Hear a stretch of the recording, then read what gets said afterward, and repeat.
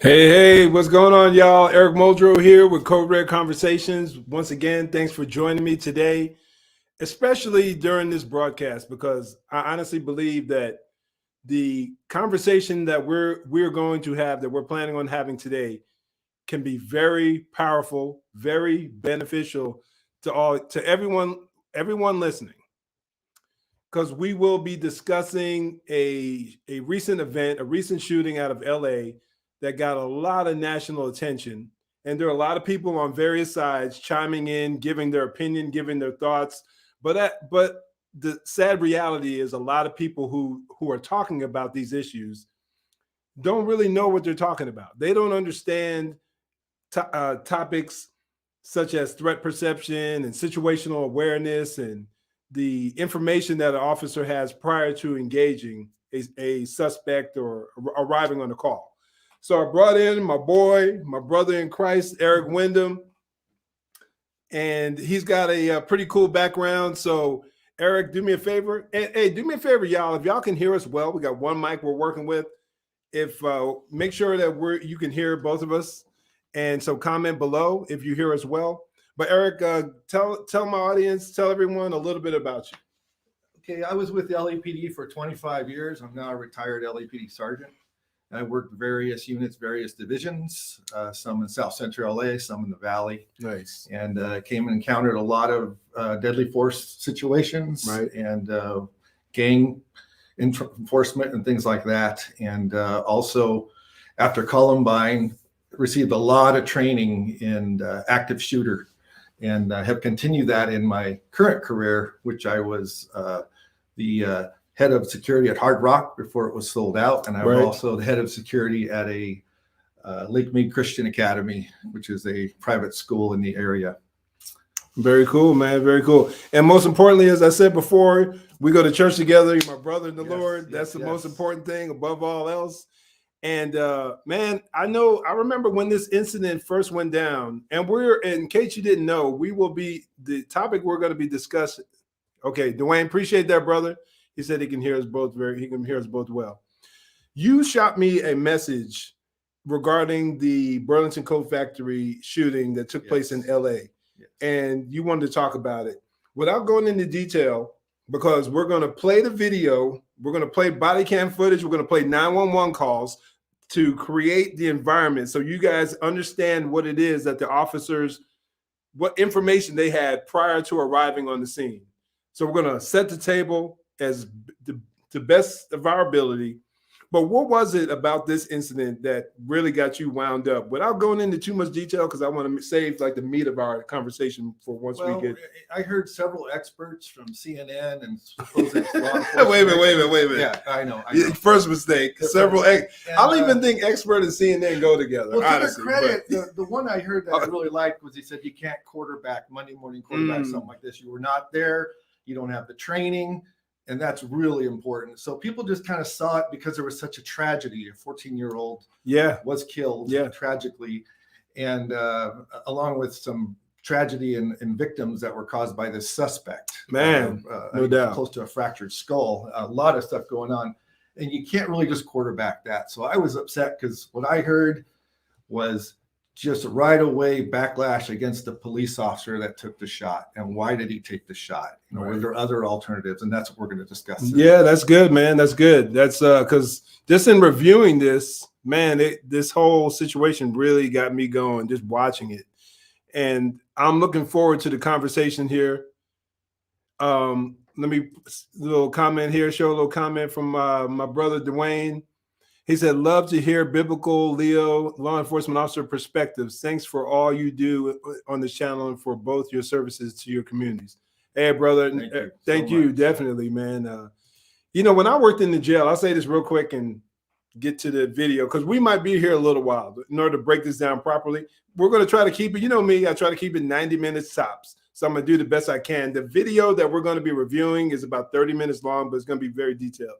When I worked at jail, man, hearing a thank you was few and far between.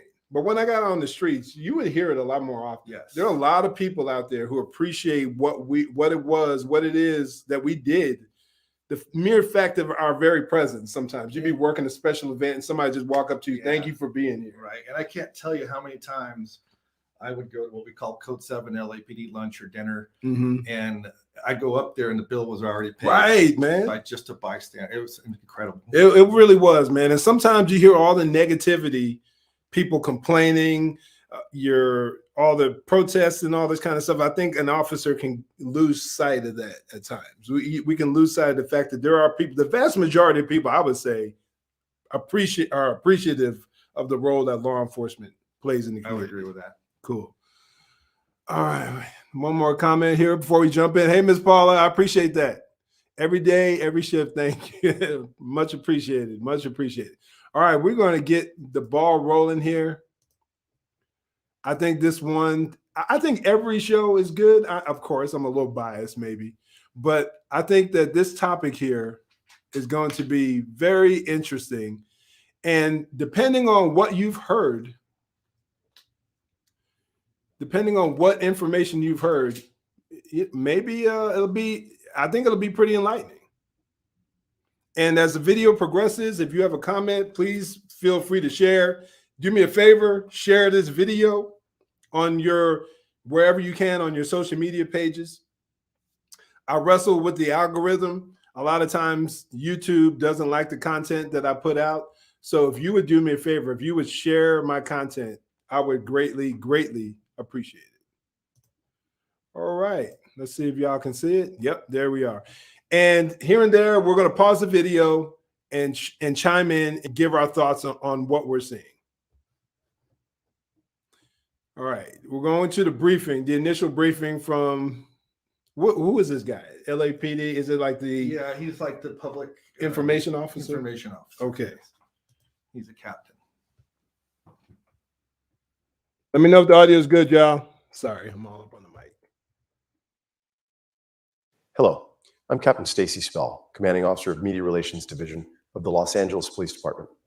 This critical incident community briefing is intended to provide you with information about an officer-involved shooting that occurred in North Hollywood Division in the city of Los Angeles on December 23, 2021 at around 11:50 a.m. You're about to see relevant video footage and learn about other evidence and police procedures related to the case so you can have a better understanding of what occurred based on what we know right now. The LAPD conducts very thorough use of force investigations, which typically require investigators to interview multiple witnesses, view numerous hours of video footage, and analyze a significant amount of forensic evidence. We're still at the very early stages of this investigation, which can often take up to a year to complete, and our understanding of the incident may change as this additional evidence is collected, analyzed, and reviewed. We also do not draw any conclusions about whether the officers acted consistent with our policies and law until all the facts are known and the investigation is complete. A word of caution: the images and information you're about to see may be disturbing. When a police officer uses force to arrest a suspect or defend against an attack, it can be graphic and difficult to watch. In addition, there may be strong language used by those shown in the video. Your discretion is advised, especially for young children and sensitive viewers. All right, now we're going to get Officers into assigned to the North Hollywood 911 responded to a radio call of an assault with a deadly weapon in progress at a business in the 12,100 block of Victory Boulevard. While en route to the location, the officers received multiple radio calls from the same location that there was a possible shooting in progress and there were individuals sheltering in place. Here are several 911 calls and radio broadcasts from this incident. Evacuate! Let's go! Everybody out! What's the safety with your transfer? Evacuate the building, everybody! Evacuate the building! What's the emergency? I had a hostile customer in my store attacking customers. 12121, Victory Way.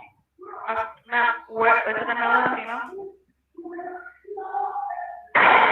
Ma'am, He's breaking things. ma'am, hello, I need you to listen to me so I can send some help. Is it a male or a female? Male? What's the name of your store? Burlington. Where in the store is he?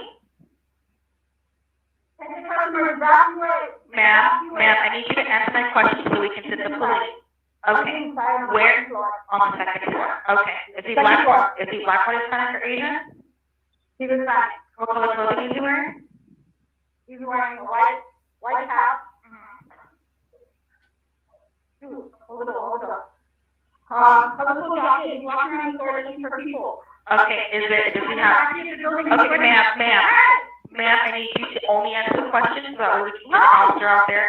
What color pants is he wearing? Jeans. Okay. Does he have any weapons?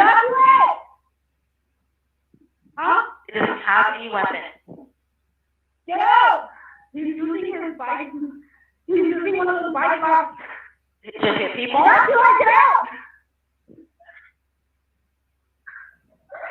He's part of the receiving. Okay, ma'am, he's using a bike lock to hit people? Yeah. Yeah. No knives or guns, correct? No knives or guns. Okay. I just need to make sure, ma'am, I have to ask, okay? Is he under the influence of any alcohol or narcotics as far as you know? Yeah, most likely, yeah. What's your name?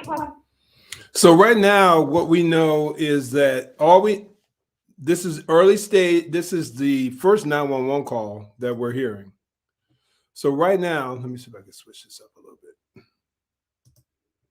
So right now, what we know is that you have a suspect in there acting erratic, volatile, dangerous behavior, using a bike lock, smashing things. I don't know if you noticed this, but when I first heard the bike lock crashing, he was breaking things. It sounded as if gunfire was going on. Yes, I would have thought the exact same thing. So that's going to play a role. That's going to play a role down shortly. But just keep that in mind, y'all. Pay attention to what we're dealing with. Pay attention to what we're dealing with. Pay attention to all the details because these details matter tremendously. This is the first 911 call. And your phone number?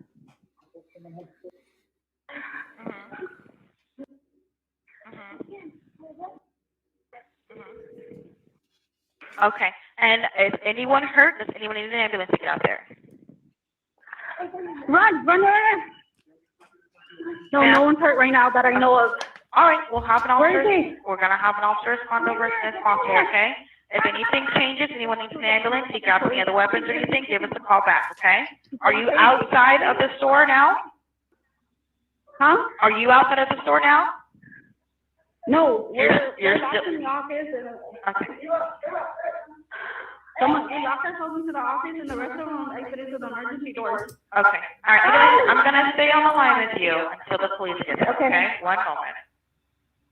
The crazy guy is going crazy. And the emergency exit in the front or in the back? There's like 2 or 3 emergency exits. Okay. One in the front, 2 in the back.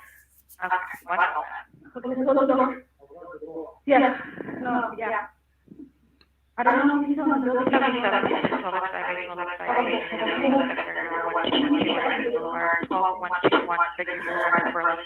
To where? Do not come in the building, okay? Just can you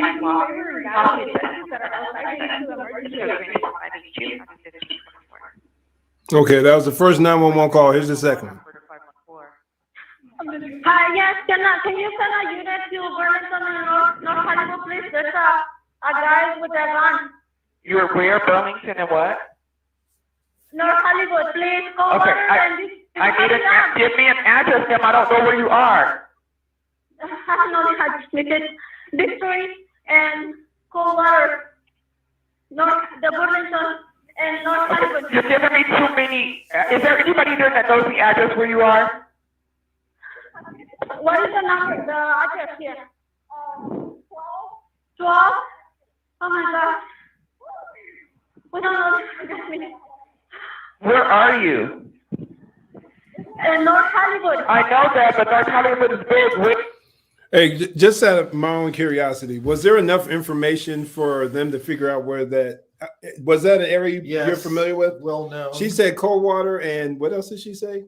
Is that like a major cross streets? Yes, Would they been it able to is. identify what you was talking about, that it was a Yes. Burlington Coat Factory? Yes. Because I'm sitting up here listening to this 911 dispatch and I'm thinking, yeah, that area is probably big, but you're giving cross streets. And there's only one of those businesses in that area. Yeah, you're not going to have a It's very Burlington. large. Yeah, 2 stories. you're not going to have a Burlington Coat Factory across the street. It's not like a McDonald's, like a couple of few miles down the road, there'll be another one. Right. You're talking about a major Yeah. department store.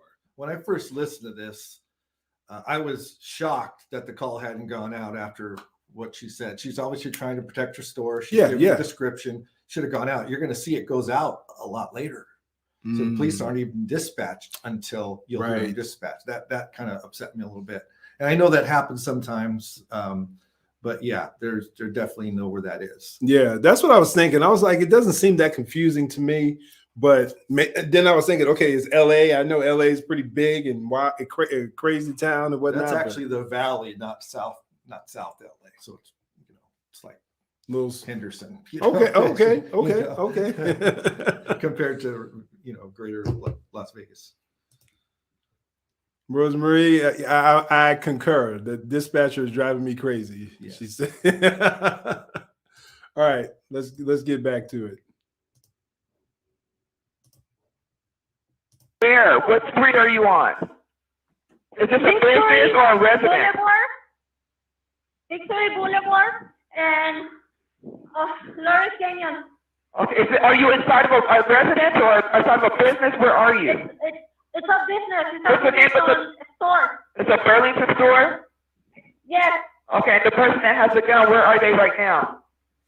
they're inside and everybody's running away, evacuating the building. Okay, the guy that has the gun, is he black, white, Hispanic, Asian? We don't know. It's just shot. So he shot the gun? Yes. Okay, hold on. Don't.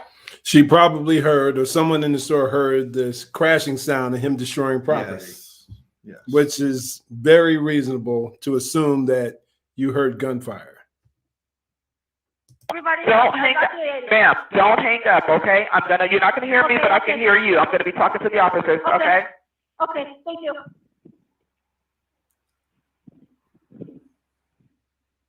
I'm already calling the police.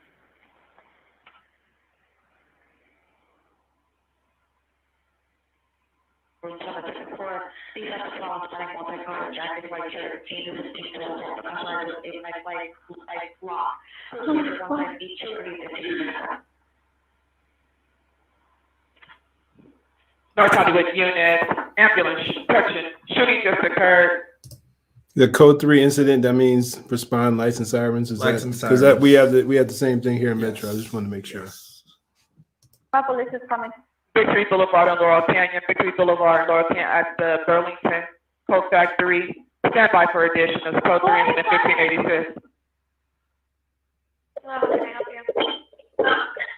Hi, yeah, I'm calling because my mother has been inside Burlington on Victory and Laurel Canyon, and I didn't get a chance to talk to her, but she told me that they're hiding behind the store because there's a man. I'm not sure if he has a gun, but I think he's making threats inside of the store, and I was just calling in case no one else has called yet. And where was it at? It's Burlington on Victory, and I believe it's Laurel Canyon. Did she give you any type of description? No, she just called me and said that her and my little sister are hiding because there's a man in the store. I don't know if he has a gun or I don't know what he has, but they're hiding. So Where I'm are they assuming hiding? that he's threat. I don't know. Do you know, have any description of the I man? don't. No, I didn't talk to her. She just called me and yeah. Okay, what's your name? My name is. And your phone number? Oh, I think the police is on its way actually. Okay, all right, I'll send the officers over and I'll let them know. I see one right now. Okay, all right, I'll let them know. Okay, let's pause right there for a hot minute. So what do we know right now? What do the officers know right now? As far as what information was relayed via 911? Different informations. One was that there's a shooting in progress. Right. That's the most serious one. Exactly. Where it would generate definitely a code 3 call. So would an ADW with a bike lock. That would be Assault with deadly weapon. Yes. No doubt. They know a general description of the suspect and generally where he's at. And that's about it. Yeah, so you have 2 calls, potential. One was adamant that there was a gun. The other wasn't sure because she heard from her mom who's inside the store. The other, bike lock, cracking, swinging, destroying stuff, swinging it at people. So all 3 of these incidents, you have a potential deadly weapon or deadly weapon at play, possibly. Would you agree with that? Yes. And so with hostages too.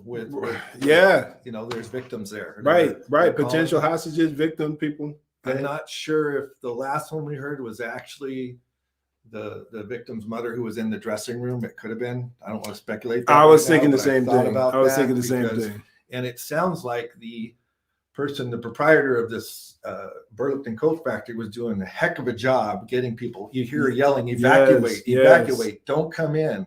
Great job. Yes. Yeah, this is one of my old sergeants here, Ray. What's up, brother? I shot you a text message, man, so I expect to hear from you later on today, matter of fact. But he says it's a typical emergency call with some conflicting information. Almost not even emergency call. That's every call, just about. And you conflicting always err information. on the side of caution. How many Absolutely. times, man with a gun, you get there, it has nothing to do with a gun. But then 99% of the time. then he pulls out a gun. So Very you true. always got to err on the side of caution. Very true. Very true, man. Let me one more comment here. There's a problem with the way these calls were handled. I'm a civilian. I could figure out where in the world this place is. Yeah, I thought the information, just like we were saying, the information was good.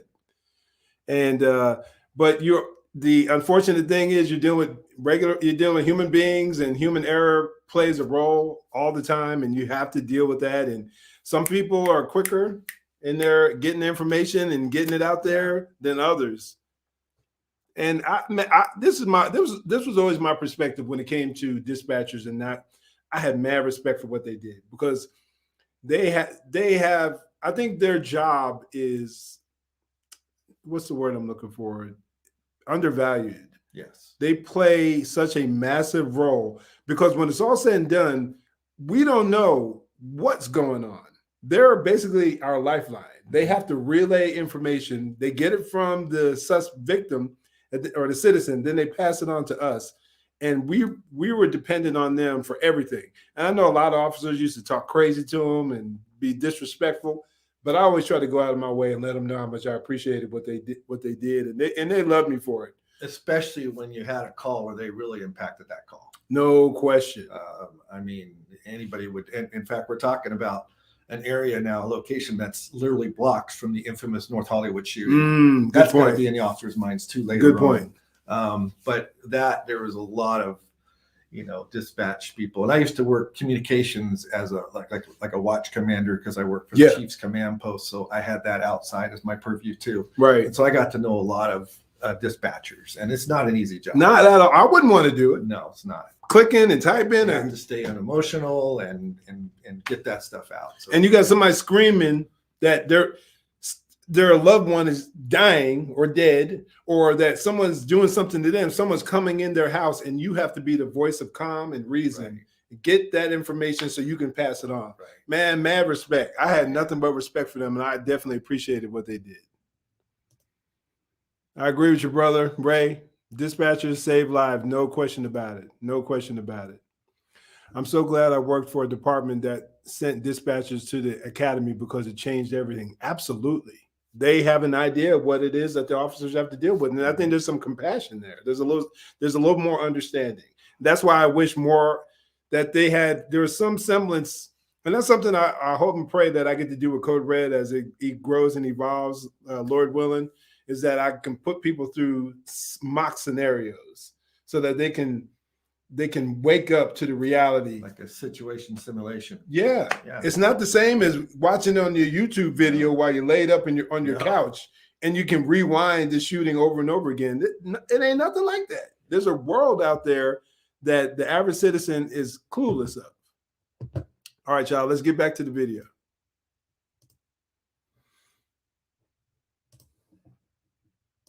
Okay. Okay, thank you. I was just calling to double check. Thank you.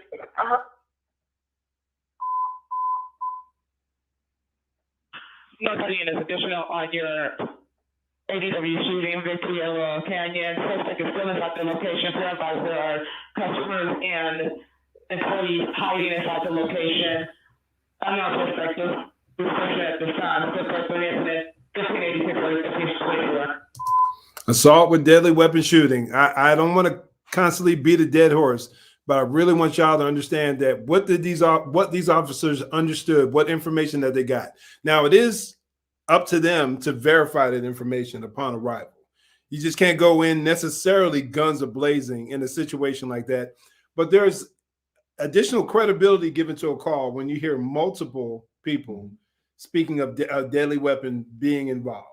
That does impact it. You'd agree with that? Yes, and in that, just that last call, in their mindset now, you got an active shooter inside a located business 2 days before Christmas. Right. So there could be a lot of people in there.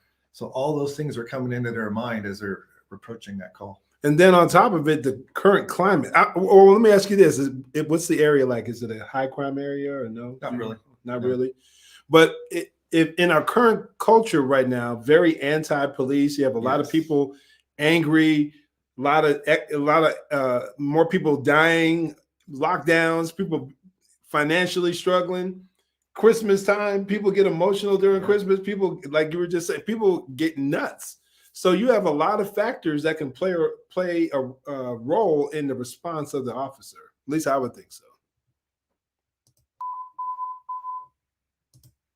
Apology unit 10, 15X56, 15X66, shooting has occurred, Victory and Laurel Canyon, code 3, incident 1586, RD 15. Do you know what any of these numbers are? 15X? Yeah, 15 is North Hollywood division. Like I worked Newton, it was 13. Okay. X66 is a patrol unit, but they're kind of reserved for special calls, or they don't get as many radio calls. Like I worked FB 89 when Sunland Tahunga when I was there in Foothill Division. Right. And so they're going to be likely the one to get that call. So you said they don't handle they're there primarily for emergencies? They're primarily there. They can handle radio calls. They can back if they want, but they're kind of a special designation so they can be available for hot shots just like this. Okay. Hot shot is hot calls. Hot calls, yeah. That's what we call them with Metro, meaning emergency call. Crimes in progress, shootings. Right. That's kind of cool. Almost like a pre-SWAT type of thing, like guys that are there just for like primarily that's their role. They may handle calls for service if there's nothing going on. When I was a foot beat, it's not like the old New York cop swinging his baton. Yeah. It just meant that I didn't get radio calls. I did all observation police work based on previous arrest record and things like that, and I trained people doing that. But I had the car. I wasn't on my foot. Sometimes I'd be on foot, but you have a police vehicle, so you can have access to it if you needed it. Yes, I mean, you had to get out and walk an area or something, do some neighborhood watch things. That's fine, but yeah, so it was a great position to work because you got to generate your own police work. That's cool. Yeah, I like that. I used to like, especially when I worked what we call South Central Area Command here. It was there were some pretty hot areas that a lot of drug, a lot of crime. I would love getting out on foot and just interacting with the community, and it made my job easier. They got familiar with me because I was there all the time. And so when something was going down, I would have people give me all kinds of information. Hey, Muldrow, such and such, this is happening. Because I was interacting with the community on a more consistent basis, face to face.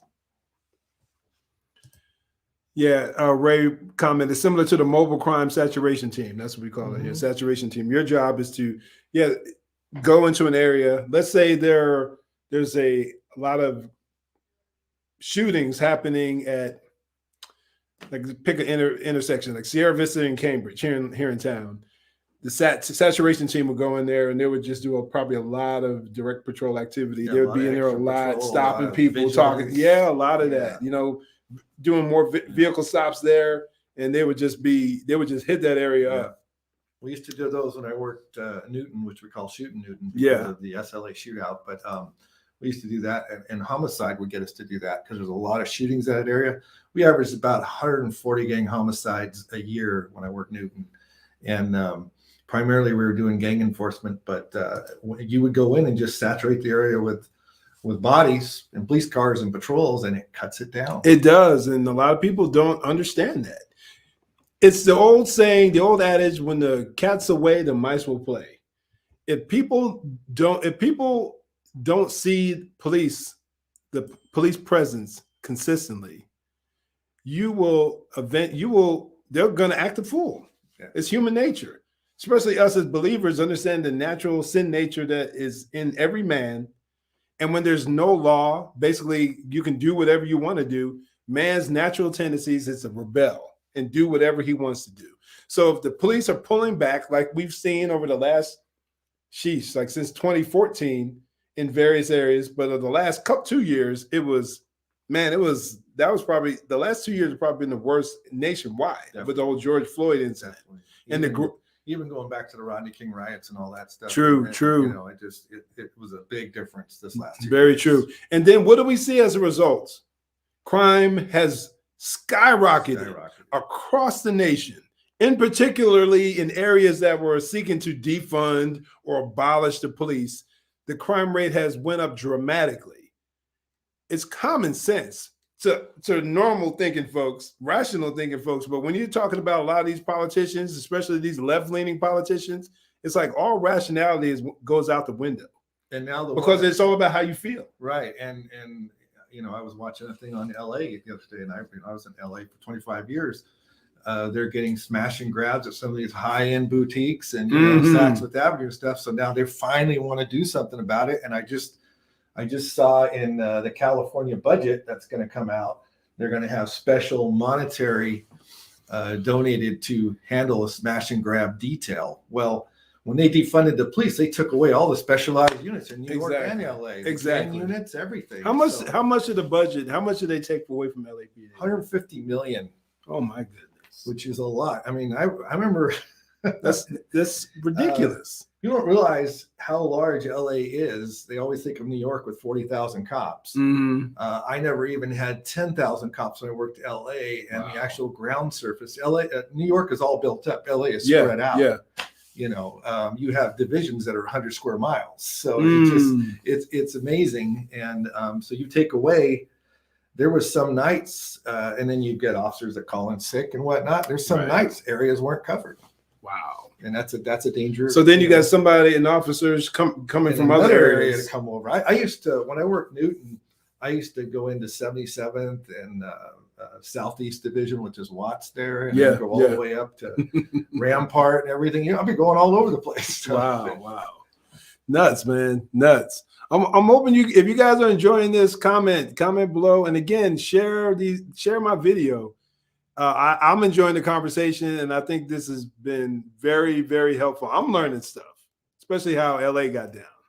All right, let's get rolling, y'all. 24. Closed circuit television video captured the suspect prior to the officer's arrival. In review of the video, it appears the suspect attacked several people. The suspect entered the store with his bicycle at around 11 a.m. and took the escalator up to the second floor. He laid his bike in an aisle and walked around the store putting on clothes. A store employee made contact with the suspect about his bike. The employee left the area, and the suspect smashed a computer monitor nearby. He then moved on to hit the glass railing. Next, he took the escalator down and all right, we're going to watch the video. This is just going to be closed circuit or whatever they call it nowadays. Video of what he was doing while he was in the store. There's no audio until the body cam footage. The officers arrive, and then we're dealing with body cam footage. But there's no audio here for a few minutes. But you're going to see his unusual, to say the least, and erratic and violent behavior. You're going to see it play out here shortly. That's him right there.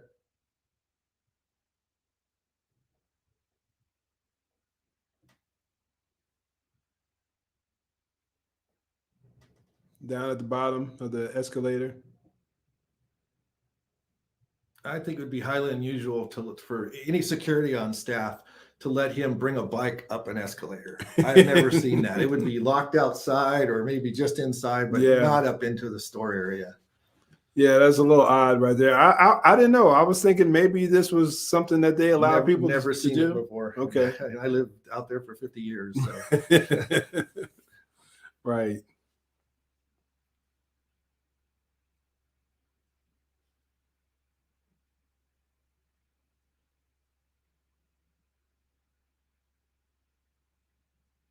Yeah, that is weird. Just taking your bike through a store. Somebody, you would think somebody would have stopped him and said, "Hey, sir." I think they do say that. Somebody Well, does there's a make liability. contact. I mean, if he goes up the escalator and falls back and breaks his neck, he's going to sue. Oh yeah, sue the store. Yeah.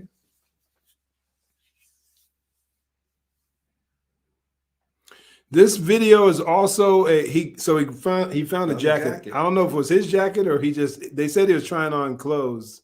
That's So why I'm I didn't not- have it when he came in. So. Right. And this video also, I want y'all to pay attention. This video is a lesson in situational awareness. You will see a lot of people who are completely clueless. They see him acting unusually, but they still are walking by him. And there's one in particular that you'll see later on that just blew my mind when I saw it. And I'll point it out when we get there. But here you see someone who just drops his bike at the top of an escalator. Blocking the exit, which is a danger. And who does that? Like a reasonable person doesn't do that. I would have automatically known we're dealing with somebody who's possibly mentally ill. I think I would have gotten it right away.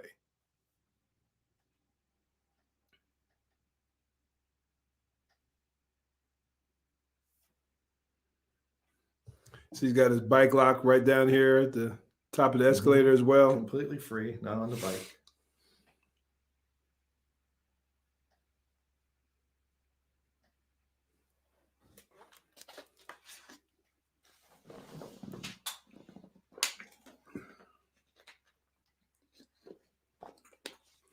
Just standing there.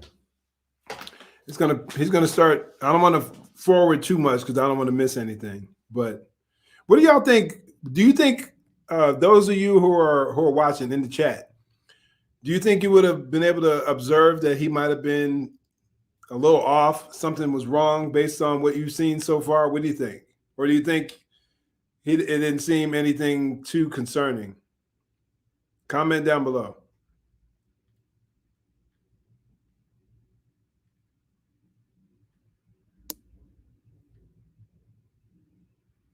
Yeah, this is not. Here we go. Yeah, this is. Yeah, that might have been the kicker right there. Let you know something ain't right. That could have seriously hurt a pedestrian down there. Now I wonder if these people are paying attention. Well, I see. It looks like this lady is looking up here. Is there a guy getting ready to throw his bike over? The pole is staring there the whole time. That's what I'm wondering. If is he in his phone and oblivious to what's going on, or does he see what's happening? Now, okay. Now I'm going to see what this lady. Okay, at least she's smart enough not to come up the escalator. I think she was getting ready to, and then she turned around. So kudos to her right there for at least having some wisdom. And she's paying attention. She's looking up. Looks like he's going to try to put it up over again. Look at this. It doesn't work. Look at this.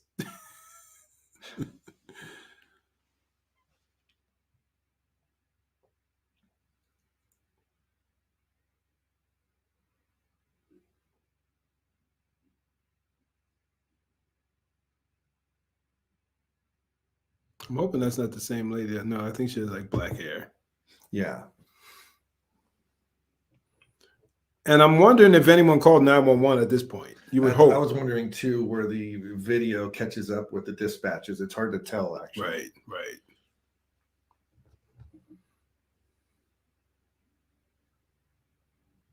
And I'm assuming most of these people didn't know what was going on. Here you see one of these store I managers. thought that person against the pole was security, but I guess not. This one here? Yeah. Looked like a security unit. Oh, he tried to hit. He just hit her Yeah. with his bare hand. And then he almost falls over his bike. Right.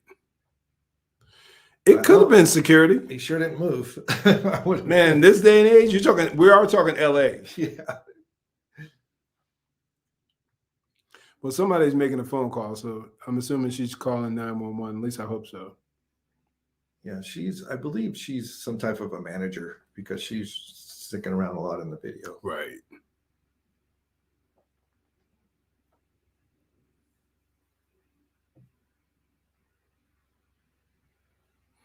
I wonder if they ever found out I'm sure his autopsy will take a while, but I wonder if he had mental illness, was dealing with mental illness, or was it just under the influence? Hopefully we'll be able to find that out down the road. Yeah, maybe even a combination of both. Absolutely.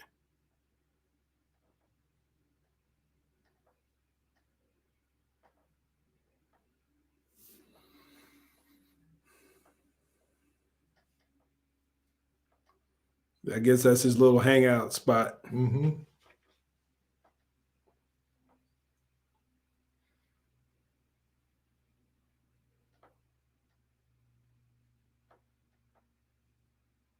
Got the bike lock now.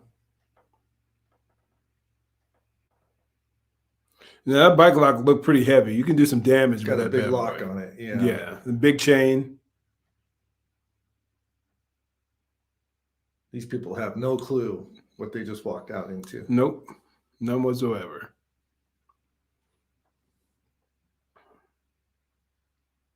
And we'll notice that he was very selective in who he tried to attack or did attack. I would have been at least have my eye on him. Let's say He just did. He just smashed something. He's having trouble keeping his pants up. She'll see later. That's probably where people thought they heard gun. Yeah, that's got to be. I don't know. It looks like a female. I think it's a female. Yeah, it could still be security though. Yeah. And now he's just violent. He's hitting anything he can, trying to keep his pants up. Man, getting cracked with, I would not want to get cracked with that bad boy. No.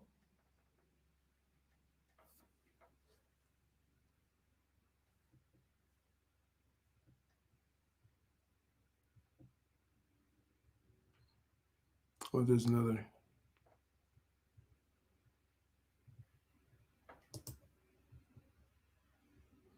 Yeah, people are bouncing up out of there now. Yeah, walking a little quick there. Yeah, this is probably when they started letting people know to evacuate. Sure.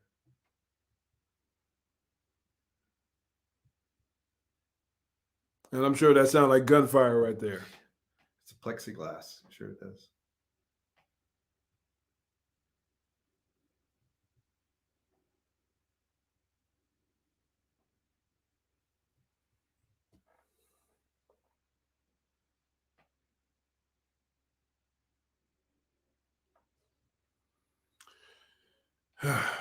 This dude right here. Very erratic, very wild behavior, very unusual behavior.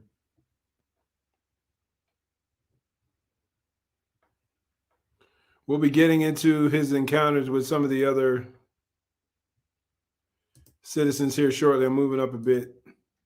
Okay, she's running. That's that same person I thought was a manager. She's, right. Trying to do her job, but now people are running out because he's going crazy back there. I don't blame him. She almost falls. Mm-hmm. And he's running too with this weapon. Smart. Turn around. This poor lady here. She probably doesn't know what they're. Let me pause right there. She probably hears evacuate, and she probably wasn't near him, so she doesn't know that he's a potential threat. Yeah, she's just trying to get out. She's just trying to get out. She sees a guy going down the escalator, and little does she know what she's walking into. And he just starts grabbing her. He kind of knocked her down a little bit. She's trying to get down as fast as she can. Oh, look! Now he jumps on the back of her. Look at this. Now, okay.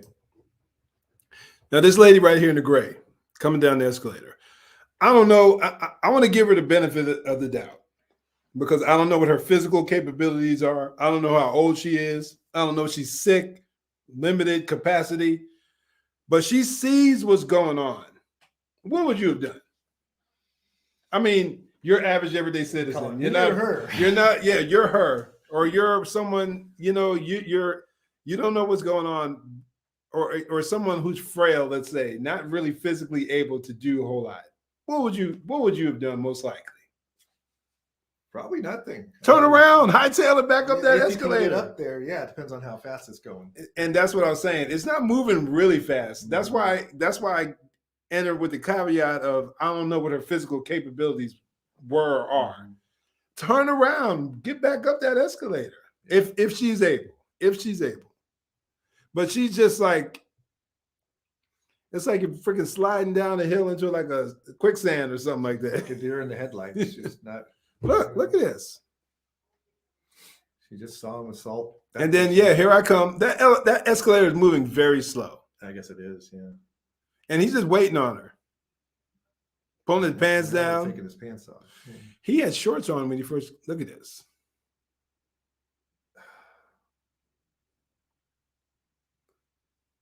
She got lucky.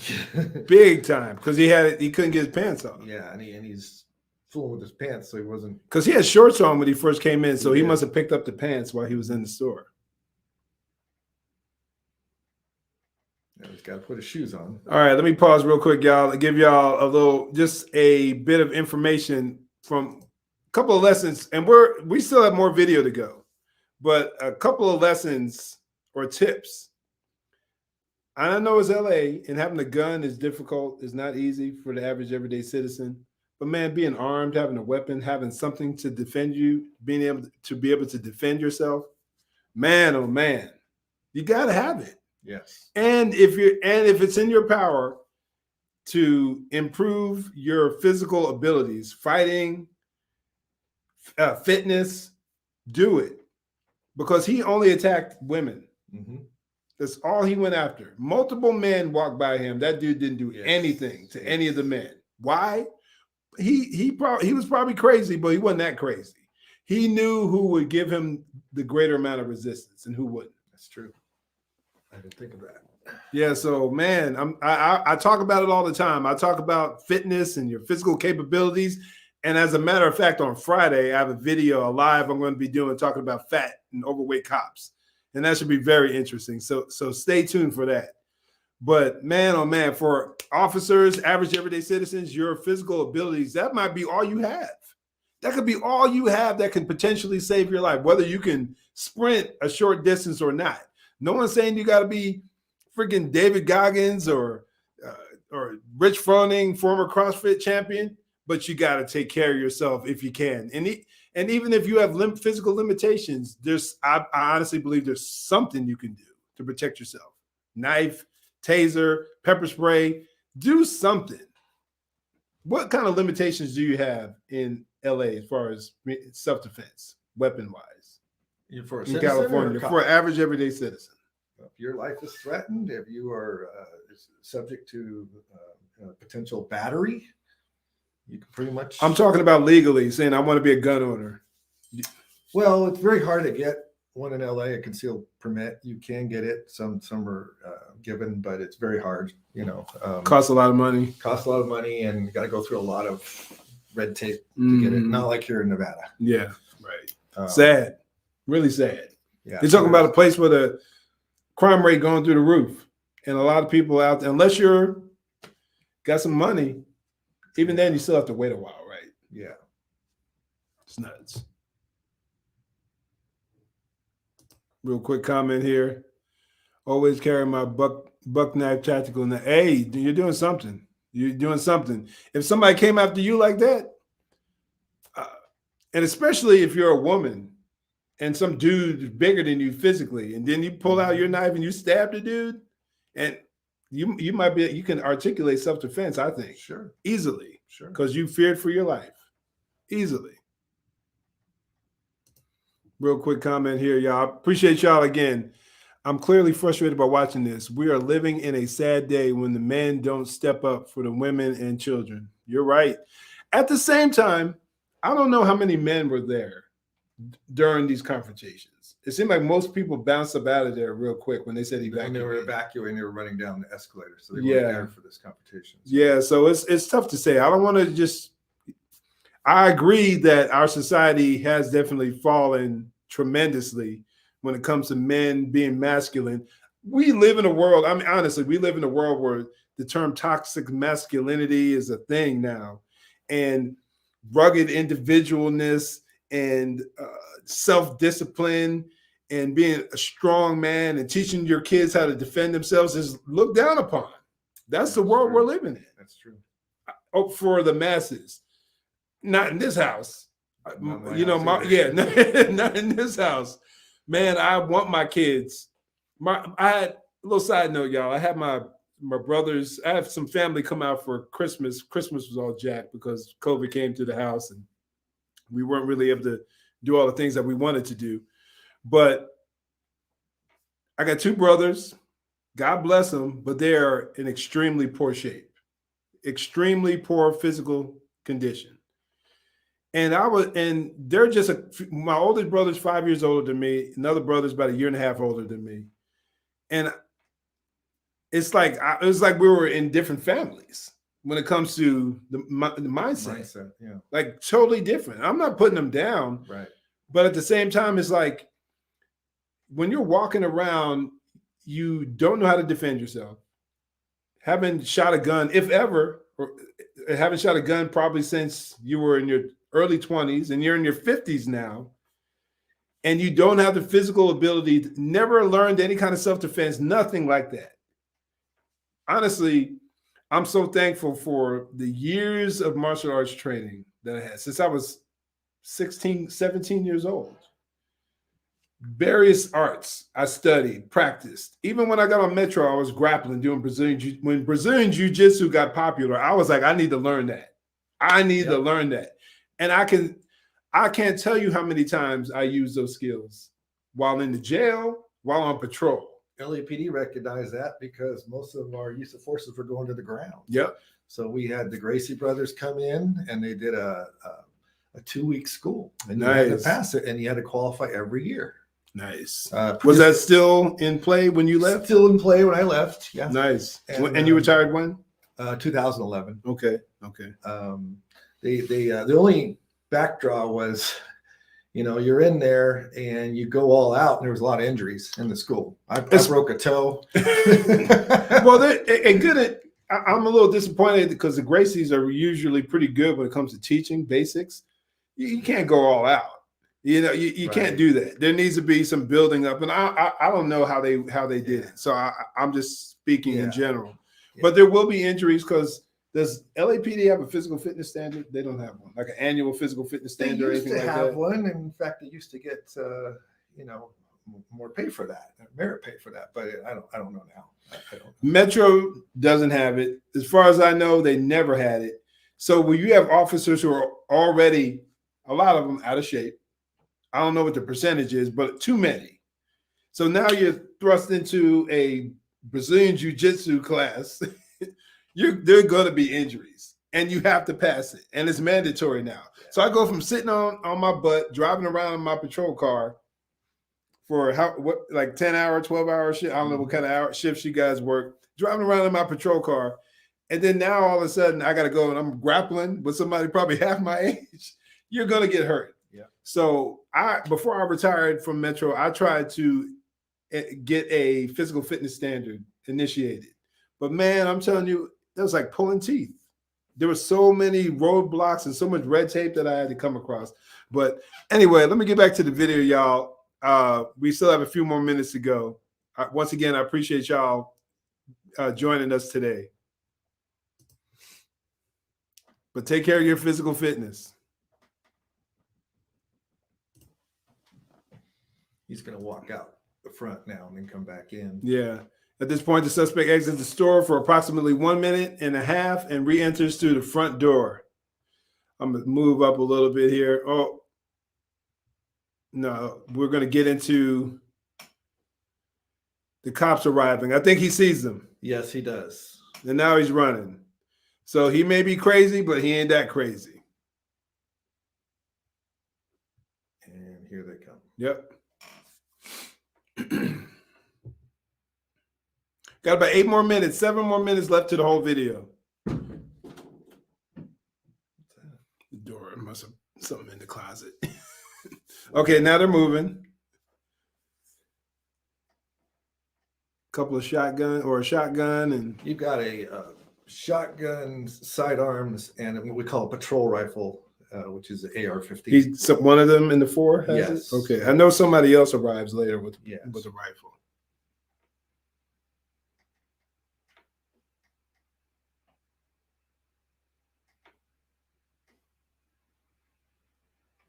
So once again, y'all, keep it in mind, these officers, they had 2 calls where there was potentially a gun involved and a call where a bike lock and the suspect was hitting people and destroying property with that. And a shooting occurred. Exactly. So this is what these officers know as they arrive on scene. Not as simple as a lot of news outlets are trying to make it.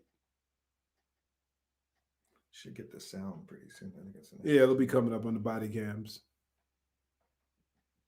Oh, we're going to see his horrible assault here. Yeah. Look at this. Back of the head. Innocent. Oh, what? I got to pause this. Yeah. I know they were coming across on the they were saying evacuate. So I'm assuming they was coming across on the radio or on the over the loudspeaker or the PA system, PA system sure. at the store. Mhm. Maybe she didn't speak the language. Maybe there's a language barrier there. But this lady was just walking through the store like everything was cool. She's still shopping. Yep. She had no idea what was idea. going on.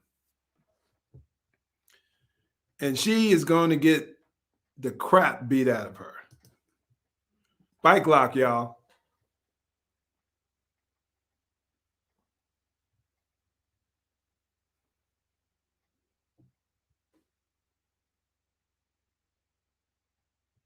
Look at this. Look at these shots he's going to take on her. He dragged her to the ground. Poor lady. Look at this. She's tried to kick him. I counted 15 strikes from where the coat rack was there.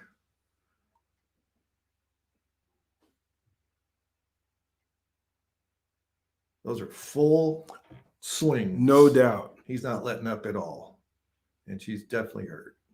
Now he drags her. Look at this. Look at her face. It's all bloody. Helpless. Here the cops come up top. She's trying to get away. I'm going to stop that right there. So, and I'm going to ask you, Eric. So if you were a shopper, the way you are right now, you've got your concealed carry, and you saw that assault, what would you have done? Oh, I'd engage that dude. I would engage him. I would have verbalized. Maybe verbalized, considering what was going on. I'd be like, man, drop that lock and get on the ground. Right. And if he didn't, and if he tried to come at me, if we continue to, I'd have lit him up. I would have lit him up, no question about it. I wouldn't even have thought twice about it. Yeah. But that's, man, I'm so passionate about people being able to defend themselves, because the world we're living in is only getting more dangerous. And the reason you take that shot based on your experience and training, no and doubt. Continued, like I made a New Year's resolution with my son, who's now in Metro Corrections.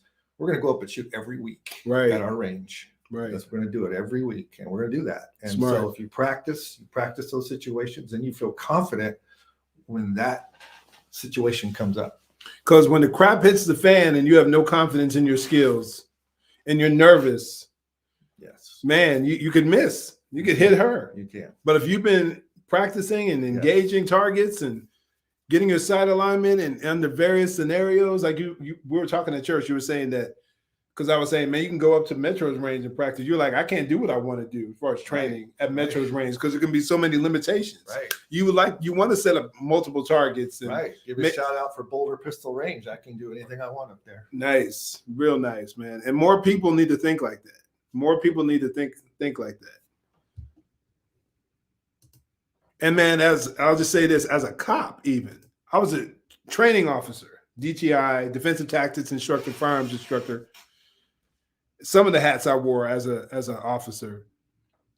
there were days where I would set up a training day, and Ray can attest to this. I would set up a training day because he was my sergeant downtown for a little while. I would set up a training day, and there were officers who, because I'm like, let's go up and shoot. And there were officers who would give me grief because all they would want to do is go qualify every quarter. But the mere fact that I tried to set up a training day and have various scenarios or active shooter scenarios, oh man, Mojo, there you go. Look at you, always trying to be all this super tactical and all this kind of stuff. Qualification is paper targets that are not doing anything. They may turn around once, Maybe, but you're not shooting behind, barricades and hostage. Insane. And these are the people that we expect to be there to back us up. The average citizen expects cops to be able to handle their business. And I'm just putting it out there because if cops don't want to train, there are even more citizens out there who probably are going to train even less. For a cop, this is your livelihood. This is what you do. You are called upon to assist the citizens in potentially life or death matters. And there were too many who didn't give a damn about shooting, about training, about taking care of their body. Too many. And it would drive me crazy. So if there are any officers out there, if you fit the criteria, or if this matches you, what I'm talking about, shame on you for one, and get your crap together. And for the average everyday citizen out there, train. There's so many opportunities out there for you to improve. You can go, if you live here in Vegas, you can go to the desert out there and shoot. That's what I do with my family. People don't realize firearms, it's a lot of mental. It's also muscle memory, but it's a perishable skill. Very much so. It's a very perishable skill. If you don't shoot, I was shocked to hear that the CCW course here, no standard, and it's good for 5 years. Yeah, that's crazy. It should be an annual thing. Even as 2 years top. HR 218 retired law enforcement officer, I have to shoot every year. Mm-hmm. In fact, I'm going to shoot next week. But nice. It's and even that I fire a lot. You train a lot more than that. Once a year is not good. So yeah, it really is. I just want to read Ray's comment here. Drop that bomb with the whole magazine. Customer service. I like that. Hey, the way he was putting it on that woman, he deserved it. It was attempt murder. It really was. Clearly. If he wasn't dead, that would have been his charge. If he didn't die as a result of this incident, that would have been his charge, and it would have been well deserved. Well deserved. Not only that, kidnapping. Very true. Grabbed her, any movement without her permission.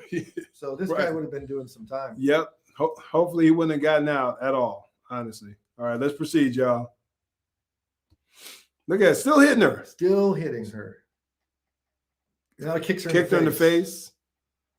She's trying to get away. Right now, that woman's tough. There we go. Okay, we're going to see a better view of this from the body camera. Police body camera. So the shooting took place. I can tell by the way the officer stopped. And we're going to also get sound with that, which is good. Right. As officers arrived at the location, they were directed upstairs to the suspect and began a search. During that search, officers located a female who was suffering from various injuries and bleeding. They encountered the suspect a short distance away, and an officer-involved shooting occurred. The suspect was struck by gunfire and taken into custody. The Los Angeles Fire Department paramedics responded and determined the suspect deceased at scene.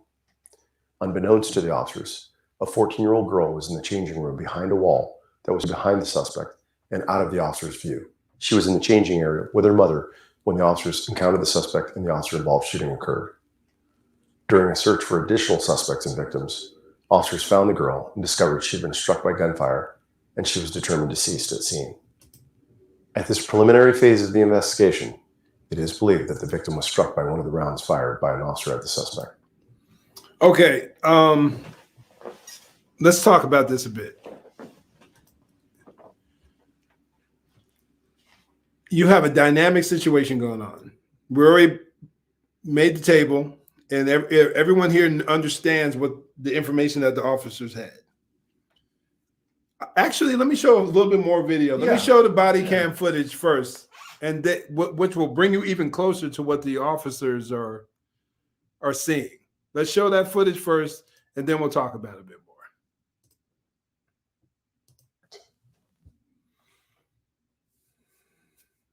round that skipped off the floor and entered it. Man, like what are the odds of that, man? Terrible. We at the LAPD would like to express our most heartfelt condolences and profound regret for the loss of this innocent victim, Valentina Orellana-Peralta. There are no words that can describe the depth of the sorrow we feel for this tragic outcome. The suspect was later identified as Daniel Eleno Lopez, a 24-year-old resident of Los Angeles. The assault victim was transported to a local hospital where she was admitted for injuries to her head and arms sustained during the suspect's attack. The officer-involved shooting was captured on officers' body-worn camera. Body-worn video cameras are used by most officers assigned to field duties. They are worn at chest level and capture a general perspective within line of sight from that angle. The angle of the camera prohibits viewers from seeing everything the officer saw and experienced. Upon activation, both audio and video will turn on. However, body-worn video cameras have a buffer of video without audio from the previous 2 minutes prior to activation.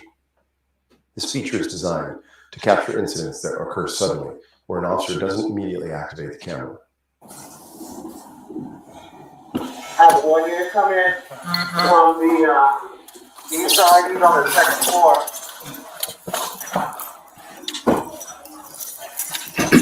Hey, pop it.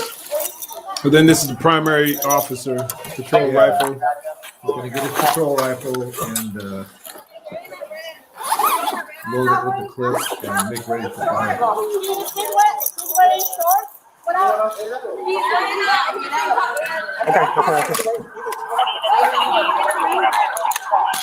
Okay, I got to pause this real quick. Are you not allowed to have a loaded magazine, I loaded was weapon? shocked at this scene because like what was going on here, man? man? Where you would be engaging that patrol rifle could be right from the car.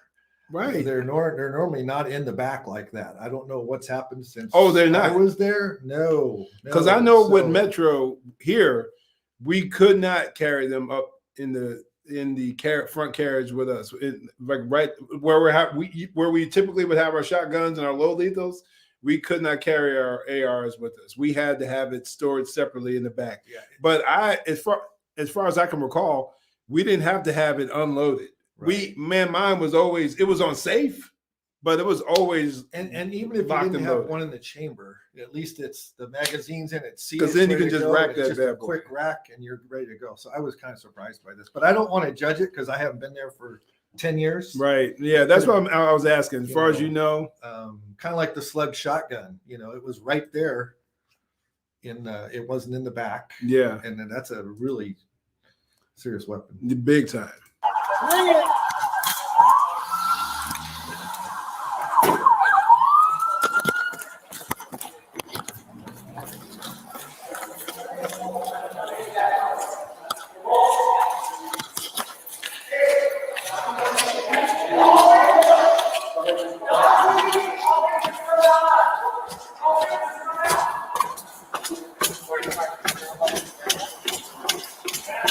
Hey, the distance.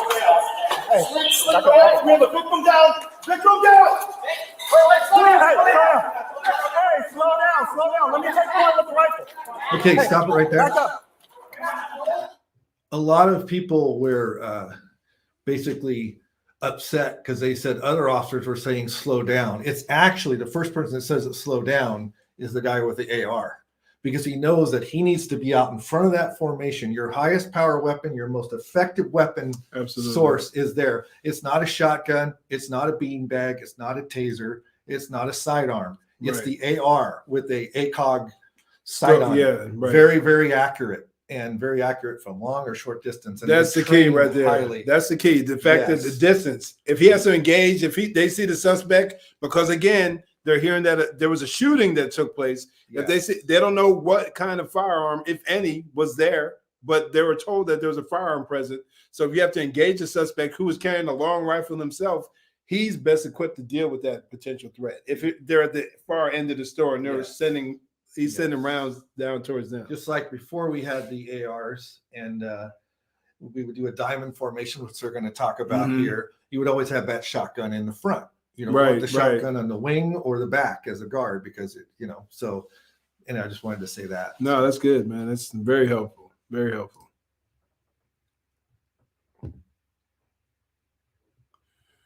All right. Hold on. Sorry. There we go. You got it? You got it? Yeah. Okay. Hey, on the right side.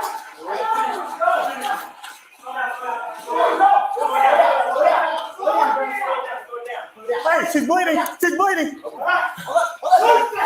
Hold on, y'all. I'm gonna back up a split second here.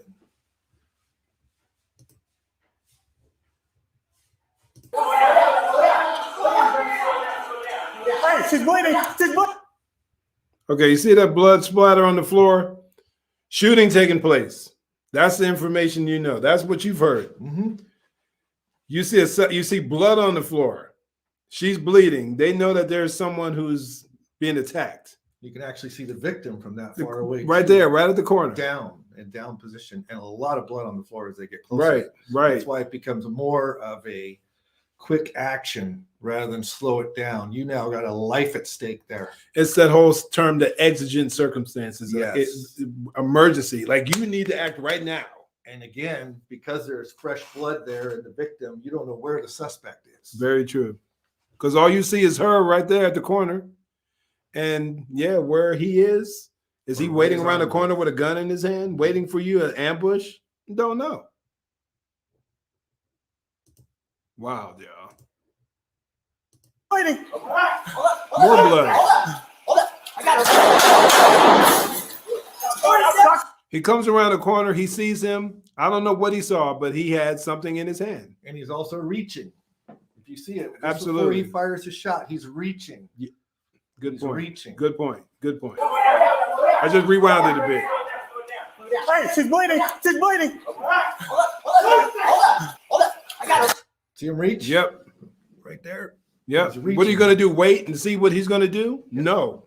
You're going to try to stop the threat. Yes. Stop fire. Stop fire. Stop fire.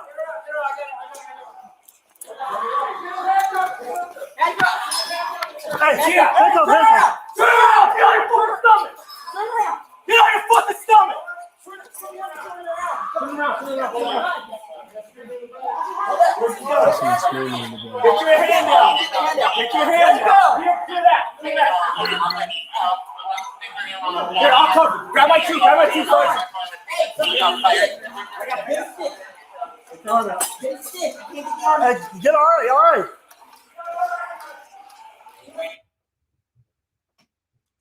All right, y'all. So I'm guessing. I think we can stop right there because we'll talk.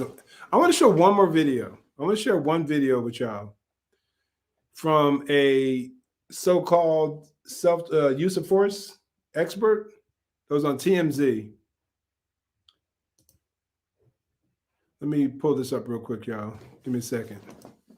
2 minutes, and then we'll discuss it. We'll go through the comments for the next 15, 20 minutes, and then we'll wrap it up. Pull this up here real quick.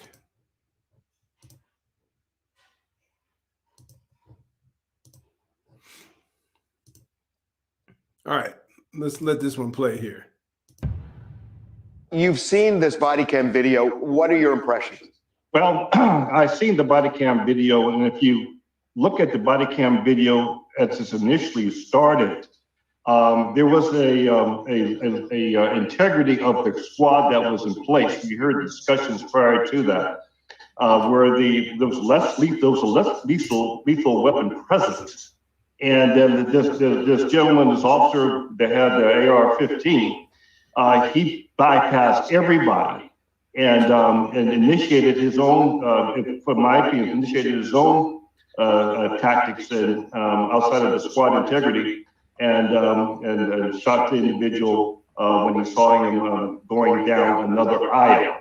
And the thing is that, number one, you got to maintain some squad integrity. Number one. Number two, this shouldn't have been a lethal force. This should have been a less lethal force. In that the less lethal was there. It should have been deployed. I guarantee this guy has not spent a day in the field as a police officer, never been involved in a use of force situation, including deadly force. and probably has a degree or something, in which they do when they do the court experts. Oh, really? I don't know. I'd like to research that because what he's saying is completely ridiculous. My question is, how far removed is he from patrol work? If he has done patrol work, and I'm not shooting the guy down. I don't know him. I don't know anything about him. There was no name given there. I would stake. But I wonder how far removed is he from current tactics? What did he say repeatedly? He said that he feels as if it should have been a non-lethal force incident. That's why, y'all, I laid the table as best as I could to let y'all understand what was going on. And what did the officers know at that time? Yes. At the time of their arrival, which is all that matters. When you're dealing with the issue, when you're dealing with the concept of the reasonable officer, yes, and we're dealing with these use of force, deadly force incidents such as this, potentially, this guy watching a video, he said he watched the full video, body cam footage, but the body cam footage only tells part of the story. Yes. That's why the 911 calls, that's why I was adamant about playing the 911 calls, because they paint the best picture. And you are trained from day one in the academy that whatever the suspect's force level is, you need to be a step above that. If he's got a knife, you're not going to bring a knife. Thank you. You're going to bring a gun.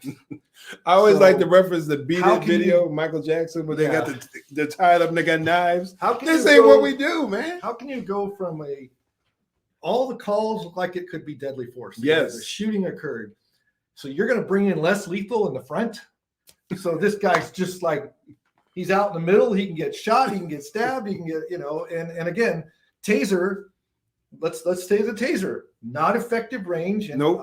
Not a reliable weapon. I personally tamed 5 or 6 officers or 5 or 6 suspects in my career, and several of them just pulled the darts out and kept right on firing. I've never personally used the taser because that's not the way my mind didn't automatically think about going there. I drawn down on people with it, but I've never actually deployed my taser. But I saw a recent study that showed that the taser was in some places less than 50% and even higher. In some agencies, less than 60% accurate. So I'm not going to deploy something that's that unreliable. I've been tased by my own partner because of a fight going on, and I just kept on fighting. You were able to push through it? Yes. Also, I beanbagged at least 3 people on the job, and a couple of them, they bounced right off. Yeah, depending on their mental status, whether they're drug induced or how drunk they are. I'm not sure what the distance there was from the AR shot to the suspect. It looked like it was probably 15, 20 feet, 15, 20 feet. And I know some people have said, well, the beanbag will go 40 feet, but again, you need to have an upper level of force to what you think or the suspect has. And you don't start at the bottom and then wish you had the other force. I'm with you, man. Let's let this guy finish embarrassing himself. No disrespect to the guy. I'm sure he means well, but he is just woefully ill-informed in this video. And just they both the decedent, both decedents may be alive today. In terms of shooting a fleeing suspect, this guy was armed with a bike lock and bloodied a woman, 2 other people as well. Would that in itself, if he is still on a rampage with that bike lock, does that justify, forgetting about the circumstances, which we'll get into in a minute, does that justify the use of force against him? Use of force is justified as the type of use of force that we needed to hone in on. And it's my opinion that the less lethal would have been more appropriate due to the fact that there was a store that had customers in it. You shoot around a bullet that could go through a wall and hit individuals that are on the other side of the wall very easily. And in this particular instance, you had what appeared to be a bike lock that he was using to strike female patrons in the store. So the thing is that you got to observe what you got to observe. You got to use the proper tactics, and you got to maintain that unit integrity. You can't operate by yourself. In my opinion, that's what I've seen. This officer with AR-15 operated by himself instead of staying with the integrity of the unit. Okay, let's unpack that. Yeah, definitely. Let's unpack that a bit. And once again, y'all are keeping the comments up. I appreciate that. Let's talk about this though. This is one thing that I thought that he said that actually made some sense. When he talked about shooting your weapon and being concerned about the backdrop. You are in a department store. Yes. You were deployed to a department store. So my thoughts are you need to take that into consideration, but you still can't. But you still have the potential threat there, potential deadly threat there. Yeah. Well, in LAPD, there's something called BALKS, BALKS, background, age, last resort, knowledge, and seriousness of crime. Okay. And that's what you operate by. So background is number one. Of course, if you've got kids in the background, you got a suspect that's firing at you. You know, it's a tough situation. But you may have to. You still got to drop that guy. Right. You still got to drop the guy, and he's with a very lethal weapon that is very accurate.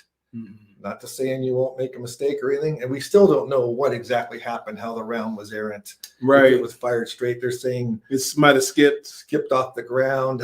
Why don't they show the ground then and show, you know, that I don't know. And this could be a long investigation the way it is, but not everything's perfect when you get there, and you do the best you can from your training and from what as you pointed out many times, what the radio call was. Yeah. These officers aren't privy to what we saw on the video. Yeah, we're chilling back right now. There and quarterback them all day long, which I won't do. Right. And guys like this, and I don't know what his credentials are. I know that I've watched some recent court testimony in one of the lady that tased the guy, but actually fired a gun, and this person had very little police experience. So, and he was a court expert. Yeah, making about $200 an hour. So what can I sign me up for that, man? I know, but and it's tragic. It's absolutely tragic. It really is. But you got to go back, and I'm not blaming it on the 14-year-old girl and her mother. Not at all. But there was a evacuation given. I'm not sure why that wasn't heeded by some, and I'd like to know what form that was. You can kind of hear her screaming and yelling, but and it's definitely possible they didn't hear it. And it's just one of those things where, well, it sounded like from what I hear that they were kind of hunkered down in there because they were scared. And so it's tough. They might have heard shots, what they thought were shots with him cracking the thing, bike lock. True. So maybe they just hunkered down. They were like, you know what? Let's just stay here. And man, like, what are the odds of that taking place right there with them being behind that wall? Yeah, really. And now you got idiots like Benjamin Crump. That guy, he makes me sick to my stomach every time I see him. He jumps on these situations, these tragic situations, and tries to make it seem like cops don't care. And I'm sure he's probably going to try to make it a race thing because he always does. And if you want to sue the city of LA, because it doesn't come out of the officer's pockets, I got sued for $6 million in an OIS. It comes out of the cities, and if you want to give them $3 million, fine. But the officer, based on the information he had, he did the best that he could do and what he was trained to do. I agree, man. And I thought that this is basically a lose-lose situation. And you can pause and hesitate, but what are the consequences of that? Honestly, given the information he had, was he willing to put his own life and the life of that woman and his partners at risk? No. And I think the choice he made, even though in hindsight, they don't have the benefit of the officer, it may not have been the best as far as safety wise, but the officers aren't expected. They're not judged by that criteria. Hindsight being 2020, they're not judged by that. They have to react. They have to respond. Time of the use of force. No doubt. What would another reasonable officer do with the same information in that situation? And I'm thankful for that, man. Yeah. I'm thankful that that's the way the Supreme Court put that ruling out. And I know there are people out there trying to overturn that and try to change it. But the way things are right now, these guys at least have that on their side, and people are at least. And this training they get for the AR-15 is serious. I remember when he first came out, they had slugs, and then they did that after the North Hollywood shootout. There was like a 50% failure rate because you've got to be sharp. You've got to know that weapon, command of the weapon, know when to not to use it, and So we'll see what happens, but yeah, we'll definitely see. Let's check out some of the comments here, y'all. I see if you guys are lighting up the comment section. I'm gonna back up a bit and we'll get into like watching a horror movie. Fool don't go. Fool. Yeah. Oh, talking about the people like going down the escalator. Yeah, like going down the escalator. It's like, don't go that way, man. You don't know what's going on. You know, I think I pulled this one up talking about being frustrated by watching this. We are living in sad day. Yes, I definitely looked that one up. Somebody commented, I agree with you, Eric. Then we want to blame law enforcement for all the damage. This story is frustrating to say the least. 100%, Kathy. And heartbreaking. Like I said, now it is. It's frustrating on every level, heartbreaking. And that officer has that on him for the rest of his life. Right. And he's going to be thrown up like, what should I've done something differently? He's gonna really second guess himself. No doubt. Excuse me. Like, we need to pray for that officer. No doubt. No doubt, brother. No doubt. Larry commented, me and him went to the CO Academy together. He went out to the streets before I did. Every officer should know Brazilian Jiu-Jitsu. I'm with you, bro. You and I have chopped that up many a time. Every officer should know, should be proficient in it. At least a solid year under their belt, I believe. I should add, I'm a Californian. It's everywhere. I haven't been anywhere in SoCal that you don't see crazy. No, yeah. Yeah, I believe it. I definitely believe it. I would have screamed, so he looked at me and shot him. I'm old, fat, and have no problem taking out someone who is inflicting damage on another human being.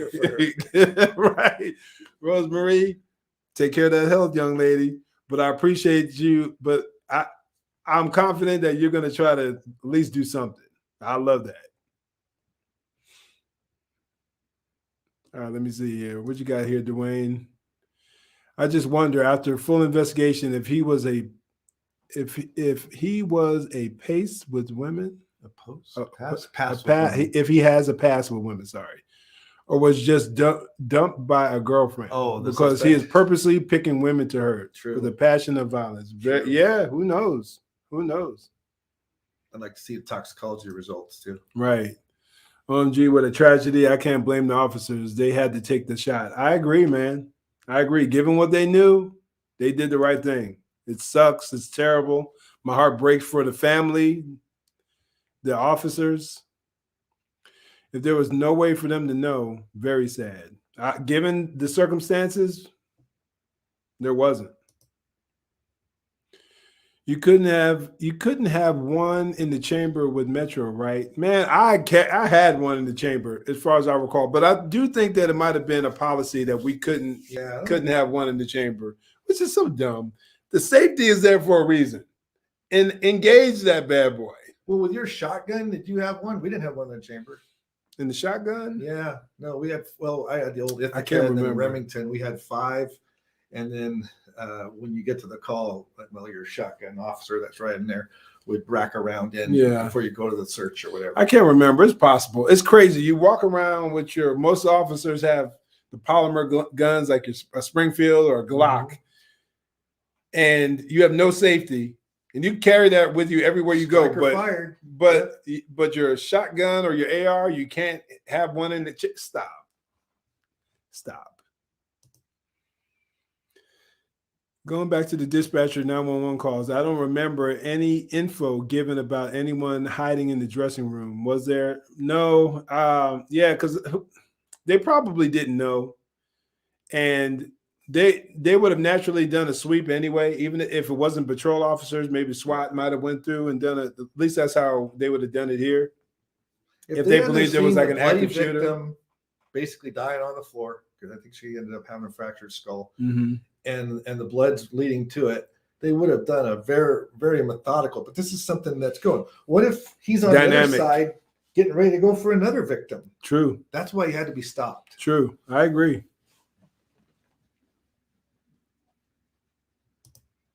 We had the rack one. Yeah, put that rifle up front, man. They did the right thing. This guy here, this so-called expert, has no idea what he's talking about. You definitely don't want it in the back. You don't want him taking a shot if he thinks that's just silly. And he's talking non-lethal, which is just absolutely ridiculous in that situation. You know how much things have changed. It used to be that officers were accused of not responding quickly enough. True. Now we have a situation like this, and they're accused of being too quick to fire. Man, you can't win. I say it all over and over again. In this current culture, as an officer, you cannot win. No wonder it has become increasingly difficult to hire qualified candidates. It has always been, but even more so now. Yeah. Where a few years ago, 2 years ago, they took Paw Patrol off TV because one of the characters was a cop. They took it off TV. They took cops off of TV. That show's been around for what, 40 years or something like that, close to it.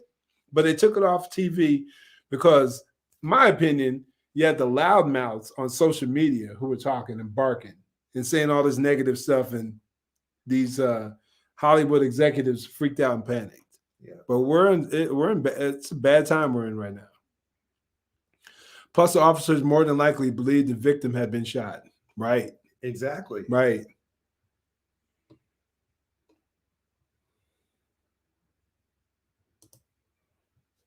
Good point, Ms. Paula. Same thing you made, Eric, about the guy reaching. Yeah, we're talking about the so-called expert foolishness indeed. How about if the suspect just gave up? It all would have ended without gunfire. The new Taser 7 is very powerful, much more effective. If he could have been in that situation. But back to your first and primary point, yeah, give up, man. Compliance. I say it over and over again. Compliance saves lives more than anything else. He had the bike lock in his hand when he was. You want to resist and be cracking someone over the head, the skull? I don't think anyone's really feeling bad about that guy. No. I think people are just bothered by the fact that the young lady who lost her life as a result of it.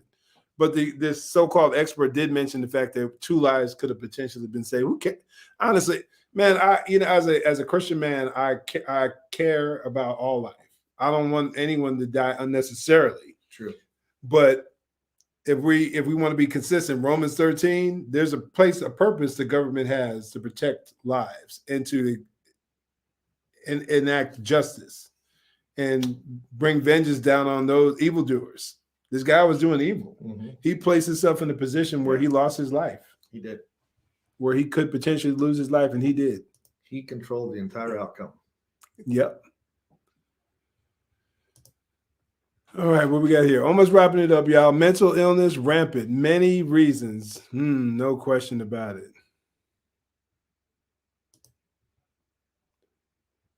But it's the citizens that keep voting in liberal crazies who are anti-law enforcement and pro-government oversight. And DAs that are releasing people. Oh, my goodness. Gascon.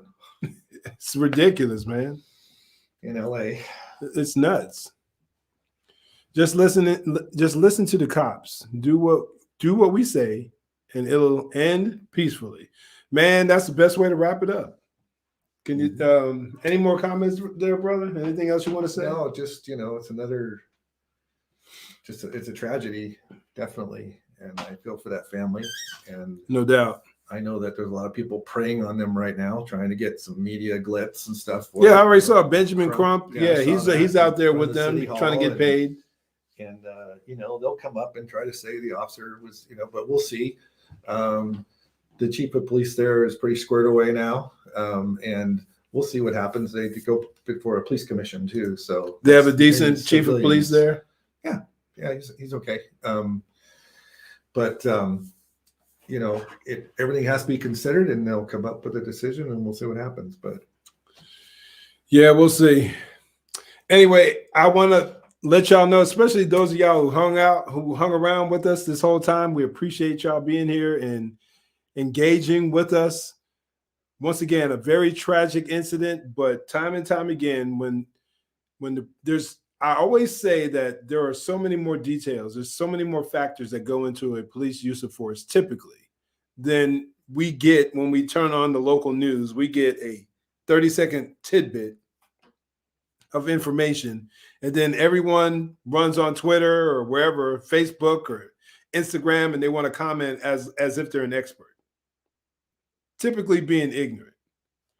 So what we do here, we engage, we chop things up, we break things down, and we learn so that, and in hopes that you guys will take this information and you'll pass it on. You'll tell your friends, especially those of y'all out there who are citizens, who are just average, everyday folk who aren't law enforcement trained. You'll take this information and you'll pass it on. And hopefully you may not reach everybody, but there'll be a few people out there who are at least willing to listen to what you have to say.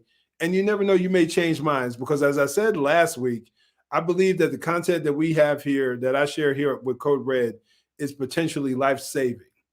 If we can get one person to understand that the cops in general, for the vast majority, are not out there as the enemy, they're actually out there trying to be helpful. They're trying to minimize crime. If you get one person to understand that, you never know how that can impact a generation of people, especially young people these days. So once again, I appreciate y'all stopping by. And nothing else? I just want to give a shout out to officers of LAPD. I talk to them every day. Got some ones that I used to supervise as a sergeant that are still on. And how are they doing? They're doing okay. It's a tough job. And you got to realize these officers heard the radio calls, trying to figure out what they're going into, and they're still willing to go in there and put their life on the line. And when they could be shot, they could be, and so they did it. And it turned out there was a tragedy there, but they're still. That's okay. Go ahead, bro. So just that. So we need to pray for all law enforcement, because they're facing some tough times. No doubt, man. These times are getting worse and worse. So definitely, y'all can keep them in your prayers. It would be greatly appreciated. As always, y'all, much love. I appreciate it. Do me a favor, head on over to coderedconversations.com. Support what it is I'm trying to do here. Pick up a t-shirt, pick up a Code Red Conversations t-shirt or a hat or a beanie. I would really appreciate it. I'm trying to do some big things. This is going to be a good year. I want to remain consistent. Much love to y'all as always. And in the meantime, stay safe. God bless. Make sure you join the conversation.